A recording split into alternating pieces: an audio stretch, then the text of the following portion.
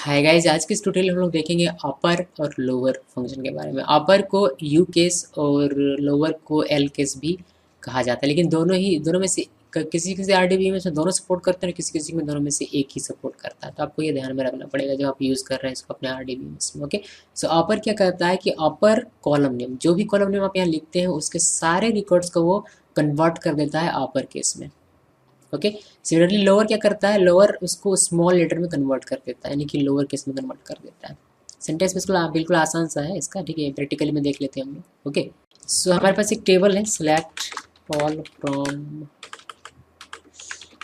इंप। हमारे पास ये टेबल है, इसमें हम लोग क्या करेंगे, इंप नेम, ये जो नेम है हम लोग कैपिटल लेटर में कन्वर्ट करेंगे, यानी कि हम लोग इसको अपर केस में कन्वर्ट करेंगे। तो हमारे पास अपर नाम का एक फंक्शन है, जैसे कि हम लोग जानते हैं, या फिर एल केस हम लोग लिख सकते हैं, सॉरी यू केस लिख सकते हैं अपर के लिए, एल केस होता है लोअर के लिए। ओके, सो हम लोग क्या करते हैं, सबसे पहले हम लोग स्टेटमेंट लिखते हैं अपना पूरा। सिलेक्ट, पहले अपर का देखते हैं कि हमारा आरडीबी सपोर्ट करता है या नहीं, अपर और इंप नेम।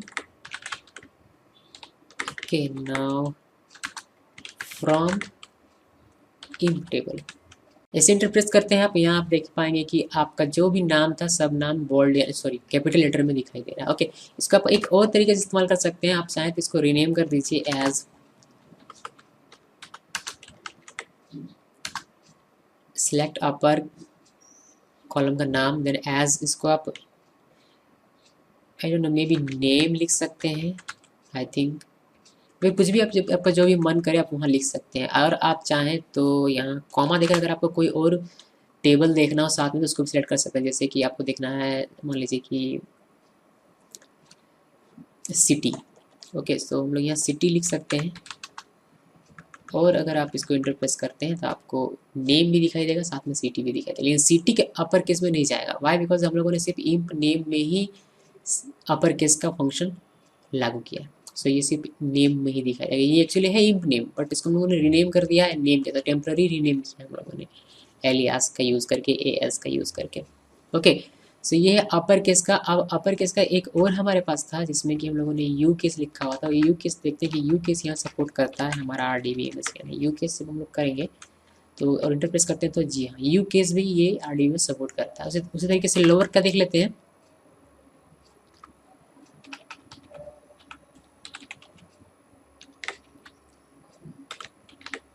ओके, यहाँ से नेम हटा देते हैं हम लोग, बिकॉज हम लोग सिर्फ ऐसे ही देख रहे हैं एग्जाम्पल, ठीक है।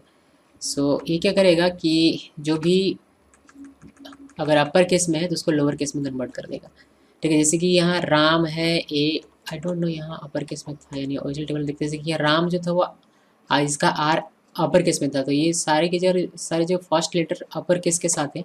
बट यहाँ चूंकि हम लोगों ने लोअर फंक्शन का यूज़ किया था, ये भी सारे स्मॉल में आ गए हैं। ओके, सो इस तरीके से आप लोअर का यूज़ कर सकते हैं। एक एल केस भी हमारे पास है तो उसको भी चेक कर लेते हैं।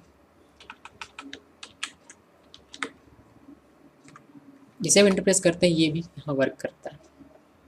ओके, सो इस तरीके से आप lower case, upper case, L case, you case किसी भी चीज़ का इस्तेमाल करके अपने टेक्स्ट को, अपने लेटर्स को कन्वर्ट कर सकते हैं कैपिटल लेटर में या फिर स्मॉल लेटर में। Okay okay, then thanks for watching.